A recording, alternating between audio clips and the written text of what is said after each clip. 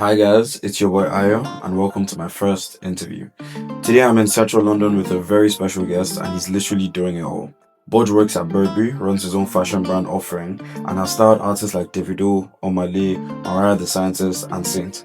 Today we talk about how he got here, balancing a 9 to 5 with building a brand and the mindset behind it all. Let's get into it. Yeah, like 'cause I don't want to move once you start Yeah. yarning. How does the shot look? I want to get comfortable. Like, Yeah. have you seen that one interview where like they're lying down the whole time and the interview is like it's like a From above. yeah. I've not seen that I before. love like interesting interview concepts. Like, Actually, I'm going to let you do your own intro. Who is BOJ? hi guys, my name is Bodge. I'm a fashion designer, African creative enthusiast based in London. You're Nigerian, obviously. What was growing up in Nigeria like? Nigeria is a big place. I would say like growing up in Lagos was very different to here in comparison. This exposure to things that I feel like the average person isn't exposed to. You know, like we see things that is just mental, it's crazy. Yeah, it's When you're that young, like these things just shape your perspective on life. Nigeria, Lagos, growing up. What was your relationship like with fashion coming from young? Like, were you the kid that likes to dress up or were you just putting on what your parents gave you? Were you just like, was fashion just like, oh, close to you? It wasn't really fashion. I feel like we had access to the internet, and so like growing up, we would see like we watch music videos. I was into music videos. You watch music videos, see like ASAP, What they wearing. what they're wearing, and naturally you want to wear the same thing or like dress similar. You want to look like. Yeah, look them, like people you them. look up to, and so trying to like find your style in an environment that doesn't necessarily have as much resources in terms of like Zara and Things like that, yeah. Like things like go-to that. fashion, Yeah, so go-to things. and also you had no money, so you had to pretty much like buy what wear what you were given or wear what your parents stuff had. like that. But I used to take stuff from my dad. My dad had like mad clothes. Your dad put it on. Yeah, so I just take some of his stuff. Things that he couldn't wear anymore because he was older. I'd be like, but he keeps stuff. So he had like True Religion jeans, Vans. Yeah, no. So I just took it. Yeah. I don't think, or me personally, I feel like your dad's style, if he was wearing True Religion, I mean, True Religion is a big brand and they cover like a lot of like whatever. Yeah. But like, I don't think my dad was wearing no True Religion jeans or any of his friends were wearing no True Religion jeans. He was at one point, but he didn't. He probably didn't keep it. Do you get what I'm saying? My dad Probably had worried jeans for that- like a. He had jeans that he Yeah, didn't. to be fair, jeans are like a go-to thing. That he'd keep it for like 10 years, and then like he wasn't even wearing it. Like the jeans that I saw in his wardrobe, I had never seen him wear it. But he didn't like throwing it away, so you keep it. Okay, keep And until then he's one ready day I to was give like, them more. okay, cool, I need clothes. So I went to his cupboard and I just took stuff. sir. Yeah. That's like one of the best hand-me-downs I've ever heard. I've never heard a True Religion. He gave me like maybe 9 pairs of True Religion jeans. Yeah. In a typical day in your life right now, Yeah. what does that look like? Right now, I mean, you guys are in my studio. You kind of saw what I look like. There's a lot happening. Yeah, like There's a that's lot happening. I work full time for Burberry, and so literally where I do all my work from there. I use like time in between to pretty much work on like my own projects. A lot of phone calls. That's my sample reel over there. So like also working on samples. My manufacturers are based in China or like Asia, and so for the most part, like I'm preparing what I want to talk to them about when they're active at night. So yeah, planning that, and then yeah, just working with people really. But yeah, it's every day changes. Thing about fashion, every day, no day looks the same. Like, I have things that like I have in my routine, but for the most part, it changes. Like, What pushed you into the fashion space, the industry of fashion? what pushed me? What pushed me? Like, I think, like I said earlier, like in Nigeria, we have what we call like a fashion gap, meaning that like what comes out when like the media has a trend, it takes a bit of time for it to reach Nigeria. So for example, like when the Barbie movie came out, because London is so tapped in, like everything was pink. Everything in H&M, even before the movie came out. But the issue in and then so customers can buy into what's trending at the time.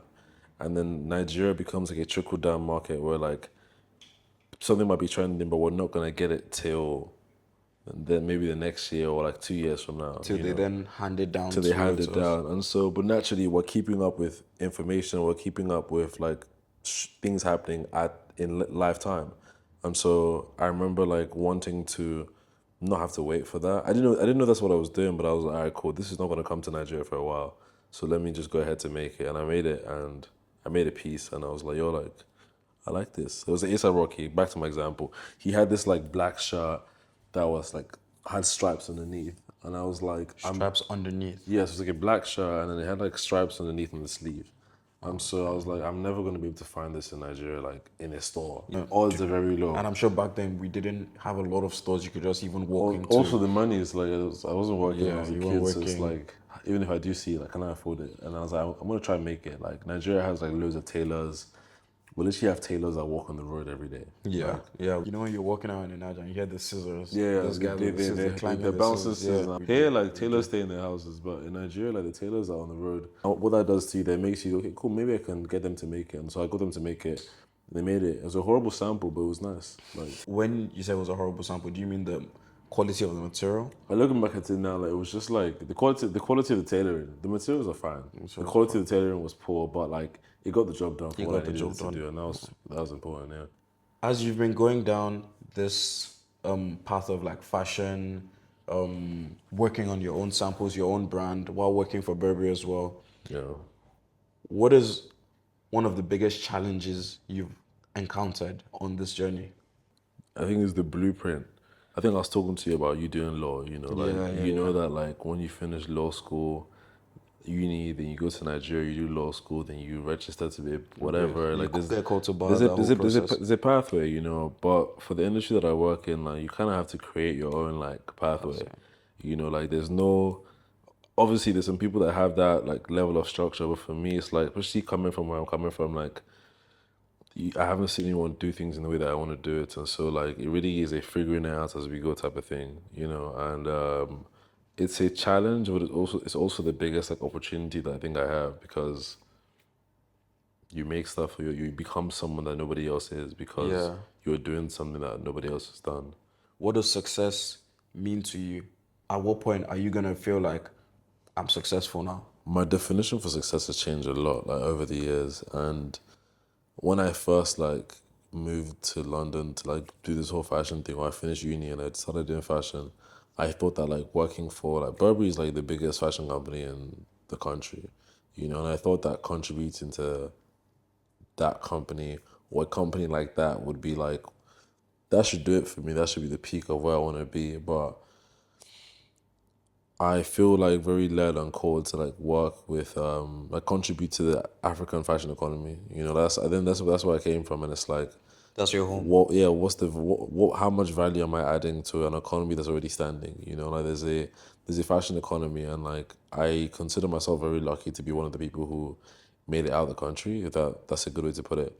And so being able to then like use my experience, my knowledge, my relationships to then build something that now benefits the country that I came from, like, and more, is for me a big metric of success. There's obviously this stereotype in Nigeria about, oh, if you're not a lawyer, you're not a doctor, you're not an engineer, you're not, something in like the general fields of what our parents would push us to from growing up. On the path that you're on right now, do you feel the support from your parents? Do you feel like they support what you do, or did they at first not? And since they saw you were serious about it, now they support what you do? I have really supportive parents, but at the same time, they want to make sure that like you're putting in effort into it. Like when I was in school, like my parents never cared what subjects I did or what the grades were. We had this thing on a report card called effort. So it was like, all right, he got a D, but his effort was A. A. And like for me, that's all they looked at. Like as long as the effort was there, whatever the grade was so irrelevant. Like obviously still relevant, but it was like less relevant. It was like you're putting in effort into class, you're trying. And so in real life, now that I'm working, they can see how much effort and consistency and like attention that I put into my work, and they've come to respect that and like allow me to do what I need to do. Every brand has a story, and Offering is no different. A funny part of this story is finding out his style obsession started by raiding his dad's wardrobe. Apparently, true religion genes are too good not to have. BOJ breaks down how his African roots and religion inspire his brand. Offering isn't just fashion, it's personal. The BOJ brand, Offering, that's your brand. Yeah. Tell us about your brand in 3 words. Storytelling, community, and people. Yeah. Storytelling, humility, and people. Community. Okay, community Yeah. and people. And people, yeah. What exactly do those 3 things contribute to your brand? Storytelling is super important because I feel like my experience growing up African in Nigeria, like, is something I want to tell through fashion. And so, like, I tried to a lot of people connect to the pieces, not just on it or the design is cool, but like what does it mean and what does it do? You know, like second bit, people. Like I feel like people, like, you can't. I make this clothes for people to wear. You know, like this is for someone to wear. Defining who that person is, what they do, what they like, how they behave, and how they think is super important to me as well. In your clothing, where do you get your inspiration from? My experience in Nigeria, like just referencing that, you know, like in Nigeria we only have 2 seasons. We have wet season and we have dry season. Yeah, we have hot, we have sun, Yeah, and we have like, rain. and so this is part of what I call like the wet collection, where like, the pieces are meant to look like wet and shimmery. You know, Okay. sequin is also a really big fabric that we use in women's wear. Sequent? Sequin. Sequin. It's Okay, a, it's a, the it's a shiny big bit. fabric that we use in women's wear for Nigeria. When I look close, I'm like, this is what they put in there, like ashwebi Exactly. and stuff like that. Exactly. But mostly for women's wear. So being able to bring that into like the men's wardrobe, I thought was super important. And I've been exploring it, and the reception has been so like has been great. That's been opinion, great. Yeah. You made reference to the, I've forgotten what you call this, sorry, Sequins. sequence. What other African roots or African like inspirations have you gotten and put into your clothing? I'd say like the fit, the color palettes. You know, like Africans, we have like something people don't know is that like our perception of color is very different because of the amount of dust in the environment. The more dust you have in the environment, the different the colors look. So right now, this shirt is XYZ color, green, and it looks a certain shade of green. But that's because of how clear the air is. In Nigeria, where there's more dust in the air, the perception that we look at bit these colors brown or something. might be a bit. It may just feel a bit, maybe not change the color, but maybe a bit more muted or maybe Darker or more pastel-y, you know. And so taking that effect and bringing it into garments where like not these ones, but bringing that effect where like you don't have to be in Nigeria, but it feels familiar, but you don't know why. It's something I'm working on right now, where like you can look at a piece and be like, something about that dress just feels like. I we're did in notice Lagos. that this, because if you look at the inside, this is a lot brighter than what it is here. Yeah, So I 100%. did think that as well. I was like, oh, okay, this is different. How do you balance modern and cultural or historical African fashion? How do you balance those two into your pieces? Like, how do you merge them? Or is there a process to you merging them or putting them together? 100%. I feel like I'm a modern consumer. Like I'm wearing like Martin Rose and like off-white shoes, and so like I just ask myself, would I wear that? You know, like just ask myself, like, okay, cool. Like I'm the consumer. Would I wear this You're basically making clothes for myself? for yourself. Do you feel like sometimes what you put together, what you design, is different from what you naturally wear on a normal day? Do you think? Sometimes, like this, I used to wear this quite a bit more. Like I see people wear it quite differently. Like somebody might just be able to wear this like fully like this. I usually wear this as a layering piece, where like I want some parts of it to Together with show, something. like the sleeves to show, the hood to show, but maybe not the whole thing. So it's different, but I also love that people do what they want to do with it. People do what they wanna do Yeah, with that's it. the whole point of fashion, man. A lot of the time when I speak to people that do a lot of fashion, what they say is that they hate when people like just take other people's like design and put it on themselves.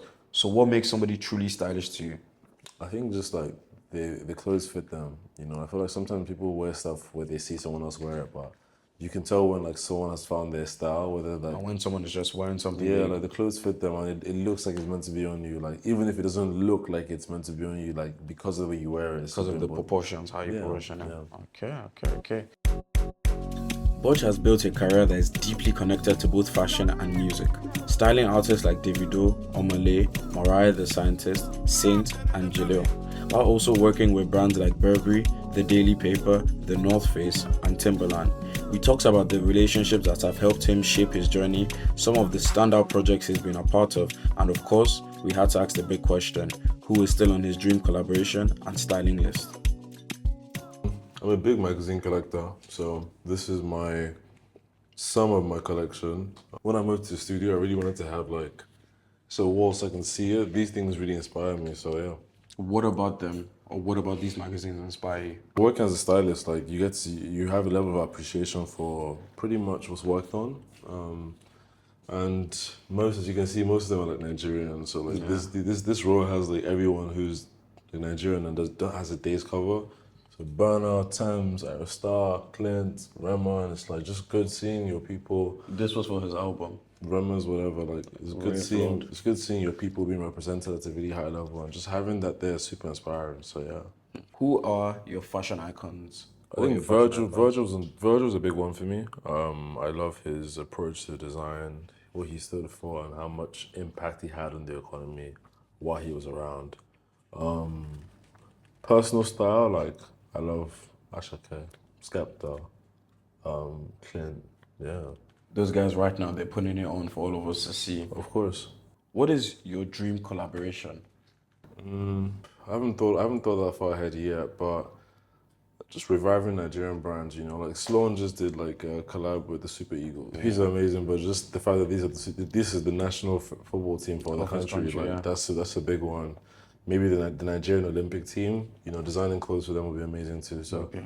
something like that, yeah. What I'm hearing is you're all about pouring into your roots, pouring Pretty into much. where you came from. 100%. Because I feel like, you know, all these other places, all these other companies, they do collabs every day, but I don't want to just be another person they collabed with. I want my collabs to have impact. You want to be what's it called? A landmark. Yeah. You want to be a landmark for your people. I respect that. Give us a lesson learned, something on your journey that you've learned and you've been like, okay, yeah, this is one thing that I've picked up that saved me a lot or will save me a lot in the future. Delayed gratification, you know, like, a lot of the things that I do now, like when I was doing in the beginning, like they weren't like as profitable. It wasn't making money. It wasn't technically worth my time. But in hindsight, it's like if you feel like you're called to do something, do it, knowing that like eventually it will make sense and being trusting that your hard work will pay off. You styling Davido, Yeah. Omale as well. What other collabs have you done? Give people like an insight into how far your reach has really extended. Talk your shit, basically. I feel like I used to be a stylist before I moved into creating my own thing. You know, I worked with Ricardo Banks for a long time. I worked with Omale, Davido. I've done stuff with Mariah the Scientist. You know, I've got some of my work on here. This is like some work I did with Saint. He was wearing the pieces that you just saw. Oh yeah, that is that is like, zoom in you on know. that, sorry, if you can. Yeah. That is offering. You can That pick it up. is. You can take it off the wall if you want to. But yeah, that's offering. They did a whole like. Zoomed in. Nah, you can maybe zoom in and post, but I'll show you. They did like a whole. This is it, just all offering, like the top those are the shirts pieces. offering. You know, I love print. So most things are inside the magazine, but this is a cover. You know, this is another magazine where like it's a magazine based in France. Like they just saw my shoots and saw my work, and they were like they love it, and then Yeah, put those it are in his there. change. And so, like, there's still so much that needs to be done, but like, I think this is a good place to start. Sometimes I keep myself on there just because I'm To proud. remind you that you've come far. Like you've I'm proud of myself. Yeah, I you trust are. myself. You know, not necessarily I've come far. That's a whole different topic. It's more so like Me that personally, I feel like you're definitely going in the right direction. I feel like you've done enough to sit down and look back and be like, you know what, this is enough, but I want more. Do you get what I mean? I appreciate you, man. Thank you. No, for sure. How do you make money from fashion? You personally, how do you transfer your love from fashion to making money? Because at the end of the day, that is not the ultimate goal, but you want to be making money on what you love doing. And that's a very super important goal. Number one is like product. Fashion is good because it's product based, meaning that like you buy something and you sell it for more money than you made it for, and so you make a profit by doing that. The second way I do that is through my full time job. I work at Burberry, and so like I get paid a salary to do what I do, which is amazing, and it means that whatever money the business makes, they can just keep doing that. Yeah, that's primarily the main ways. But like for example, I do fashion services. So in the studio right now, like I do like e-com for other brands. You know, brands reach out to me. They want to shoot stuff. I can consult. Like, those are my primary way of making money, but it's something I can do. Some advice for people just starting their journey into the fashion world. Just do. You know, like do more than you think. Like I am a big overthinker, but I feel like I've been able to match it up with how much I do. Like I'll think a lot of stuff, but I'm also like, cool, let me just do it. Let me do it. Let me do it. And yeah, do more than you think. I think it's safe to say that BOJ is just getting started. From the story behind offering to working with some of the biggest names in fashion and music, This conversation was full of gems, but more than that, BOJ isn't just building a brand, he's building a legacy, rooted in culture, creativity, and community. It was a privilege to hear his story, the inspirations behind his work, and his vision for the future. This is like quick fire, by the way. Of course. Okay. Luxury or streetwear? Luxury. One celebrity you'd love to dress? Skepta. Valid. Lagos Fashion Week or Paris Fashion Week? Lagos Fashion Week. Lagos Fashion Week. Design for the Met Gala or design your sister's or your daughter's wedding dress? Sisters and daughters, of course. Wedding, nice. Nike or Adidas? Nike. Vintage or new season? New season. Minimalist or maximalist?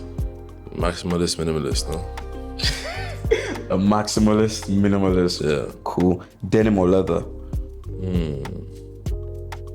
That's tricky. Denim. Denim, you sure? Yeah. Alright, cool. Tailoring or ready to wear? Tailoring. And just for a close, where do you see yourself and your brand in the next 5 years? You see the interview you see the phone call that I had? Everything that I said I was gonna do, I'm gonna do it and more.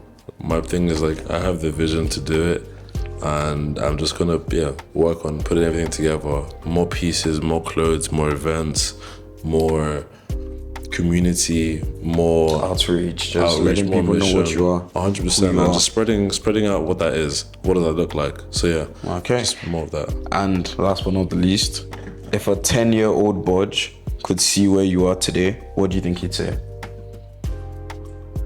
I think you'd be happy, I think you'd be happy that we're still pushing something that we wanted to do as hard, that we haven't given up and we might not be where we want to be, but it's like I said to you earlier, that A for effort, the fact that you're still going at it. And you're going at it hard. Thank you. That's also what I think he'd be happy about. And so yeah, in 10 years time, hopefully we can reference this interview and We can come back to he's still going in 5 years, in 10 years time. I hope you can come back and do another interview and be 100%. like, that was the beginning. This is where we are now. 100%. 100%. All right, bro. Love for having me. I appreciate appreciate that, bro. Love. All right, cool. Go home safe. Thank you.